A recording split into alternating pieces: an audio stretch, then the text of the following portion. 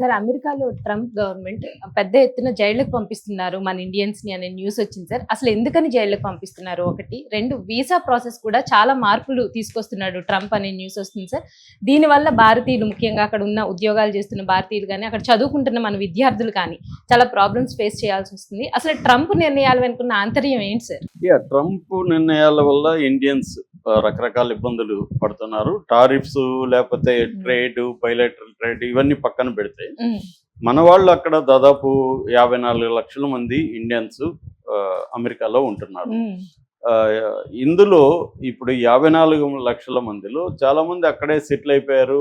వాళ్ళకి గ్రీన్ కార్డులు ఉన్నాయి, కొంతమందికి అమెరికన్ పౌరసత్వం ఉంది, వాళ్ళకి ఇబ్బంది లేదు. ఇప్పుడు ఇబ్బంది ప్రధానంగా 2 రకాల వాళ్ళకి ఇబ్బంది ఉంది. ఒకటి అనాథరైజ్డ్గా అక్కడ ఉంటున్నారు, వాళ్ళని ఇల్లీగల్ ఇమ్మిగ్రెంట్స్ అంటున్నారు. అంటే అక్కడ ఉండడానికి ఎటువంటి పత్రాలు కానీ ఏమీ లేకుండా ఏదో ఒక పేరుతో H1B వీసా పేరుతో వెళ్ళి అక్కడ వీసా అయిపోయినా గడువు అయిపోయినా అక్కడే ఉండిపోవడం, లేదు స్టూడెంట్ వీసా మీద వెళ్ళి గడువు అయిపోయినా అక్కడే ఉండిపోవడం, రకరకాల పద్ధతులు అక్కడికి వెళ్ళిపోతున్నారు. టూరిస్ట్ వీసాలతో అక్కడ అనాథరైజ్డ్గా ఉండిపోతున్నారు. ఉండిపోవడానికి కారణం ఏంటంటే అమెరికన్ ఎకనామిక్ కూడా చీప్ లేబర్ అవసరం. ఎందుకంటే ఇప్పుడు మన వాళ్ళు అక్కడ పనిచేస్తే గంటకి $5 నుంచి $10 మన వాళ్ళకి ఇస్తే సరిపోతుంది. అదే అమెరికన్స్ అనుకోండి $20 నుంచి $30 గంటకి ఇవ్వాలి. తర్వాత ఇన్సూరెన్స్ బెనిఫిట్స్ ఇట్లా వాళ్ళకి చాలా ఉంటాయి. అందుకని వాళ్ళు ఏం చేస్తున్నారు, అక్కడ ఉన్న షాపులు కావచ్చు, రెస్టారెంట్లు కావచ్చు, తర్వాత షాపింగ్ మాల్స్ కావచ్చు, వీళ్ళందరూ కూడా చీప్ లేబర్ కాబట్టి వీళ్ళని పెట్టుకుంటారు. రెండోది అమెరికన్స్ కంటే కూడా వీళ్ళు ఎక్కువగా హార్డ్ వర్క్ చేస్తారు, సిన్సియర్గా పనిచేస్తారు, ఇవన్నీ ఉంటాయి. దానివల్ల వాళ్ళు కూడా వాళ్ళకి చీప్ లేబర్ అమెరికా కావాలి. కాబట్టి ఇన్ని రోజులు అమెరికన్ ప్రభుత్వాలు చూసి చూడనట్టు తెలియకుండా ఎలా ఉంటారు వీళ్ళందరూ, తెలిసే ఉంటారు కదా. అలా 1,13,00,000 మంది ఉన్నట్టుగా అమెరికాలో ఇట్లా అనాథరైజ్డ్ ఇల్లీగల్ ఇమిగ్రెంట్స్ అనేది తేలింది. దీంట్లో ఇప్పటికీ 18,000 మందిని మన వాళ్ళని ఇండియన్స్ని ఐడెంటిఫై చేశారు. అందులో నాకు తెలిసి తెలుగు వాళ్ళు చాలా తక్కువ ఉంటారు. ఎందుకంటే తెలుగు వాళ్ళు ఇల్లీగల్గా అమెరికాకి వెళ్ళే వాళ్ళు చాలా తక్కువ ఉంటారు. ఎక్కువగా నార్త్ ఇండియన్స్, ముఖ్యంగా హర్యానా, పంజాబ్ ఈ ప్రాంతంలో ఎప్పటి నుంచో దాని మీద ఉంది. డంకే అనే సినిమా కూడా దాని మీద వచ్చింది.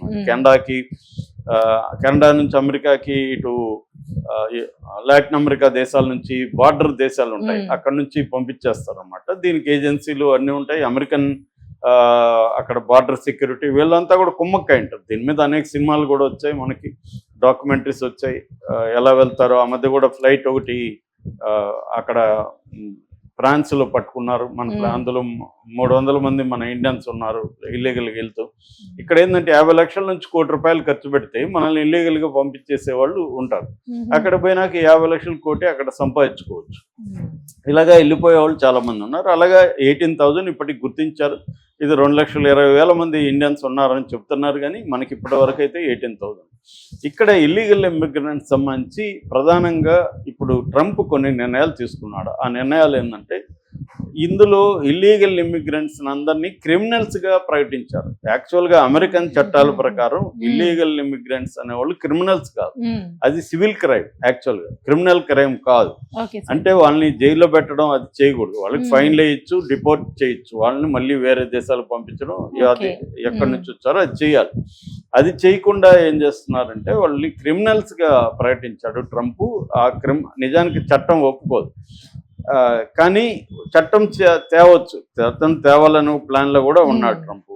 కాకపోతే ఏంటంటే చట్టం తేవడం ట్రంప్కు సంబంధించిన రిపబ్లికన్స్లోనే దీని పట్ల వ్యతిరేకత ఉంది. ఎందుకంటే అమెరికన్ ఎకనామీ దీని మీద డిపెండ్ అయింది, చాలా చీప్ లేబర్ మీద. చీప్ లేబర్ పోతే కాస్ట్ అయిపోతుంది.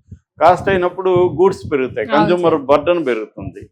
వాళ్ళు ఏం చేస్తారు, ఇప్పుడు షాప్లో 4 పని చేస్తున్నారు, $5 గంటకు పనిచేసే వాళ్ళ స్థానంలో $30 ఇవ్వాల్సి వస్తే నలుగురికి, వాళ్ళు 4 పెట్టుకోలేరు, 2 పెట్టుకోవాలి. ఆ 2 సరిగ్గా పనిచేయరు, దానివల్ల వాళ్ళకి ఇబ్బంది. ఇవన్నీ మళ్ళీ ఆ సరుకులు లేకపోతే ఫుడ్ అన్నీ కూడా కన్జ్యూమర్ గూడ్స్ పెరిగే అవకాశం ఉంది.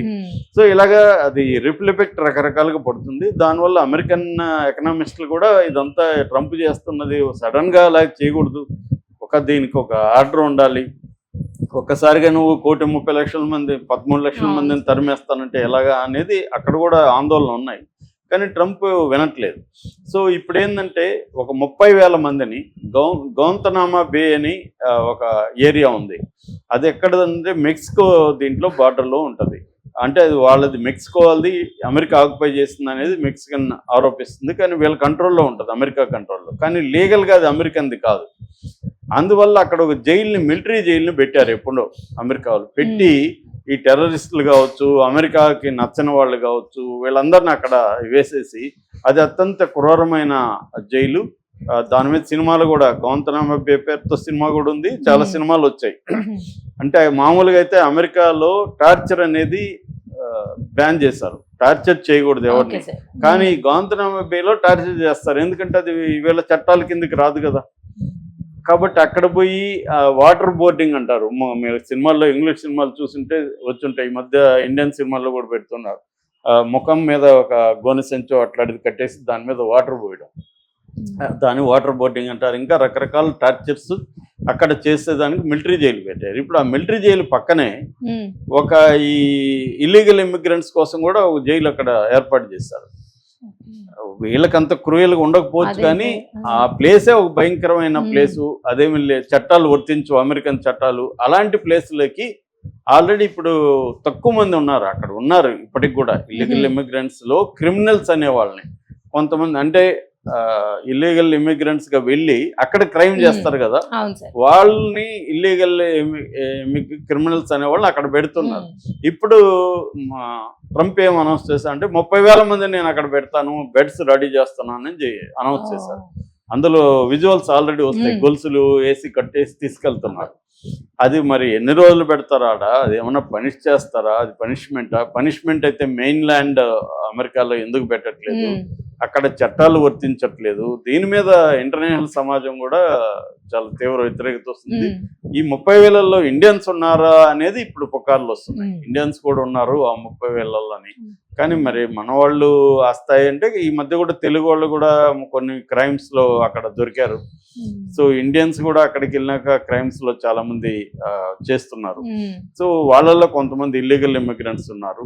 మామూలు క్రైమ్స్ చేస్తే మెయిన్ ల్యాండ్ జైళ్ళలోనే పెడతారు. ఇప్పుడు ఏంటంటే ఇల్లీగల్ ఇమిగ్రెంట్స్ క్రిమినల్స్ గా ఉన్న వాళ్ళు అక్కడ పెట్టాలి, కానీ ఇల్లీగల్ ఇమిగ్రెంట్స్ అంతా క్రిమినల్స్ అనే వాదన అక్కడ వినిపిస్తుంది ట్రంప్ వైపు నుంచి.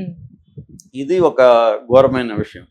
రెండోది, వీసాలకు సంబంధించి కూడా కొన్ని చట్టాలని తీసుకురాబోతున్నారు. దాని మీద కూడా అక్కడ హౌస్ కమిటీ అంటారు, హౌస్ కమిటీ సమావేశంలో ముఖ్యంగా జెసికా అనే ఆవిడ దీన్ని ప్రవేశపెట్టింది. అదేంటంటే H1B వీసాలు. ఆ వీసాలు ఏంటంటే అక్కడ అమెరికన్ కంపెనీలు స్కిల్డ్ లేబర్ కావాలనుకున్నప్పుడు మనల్ని పిలుస్తాయి, ఇండియా కావచ్చు, వేరే దేశాలు కావచ్చు. ఇలాంటి వాళ్ళకి H1B వీసాలు 3 ఏళ్ళ పాటు ఉంది. దాన్ని ఇంకొక 3 ఏళ్ళు పెంచుకోవచ్చు మామూలుగా.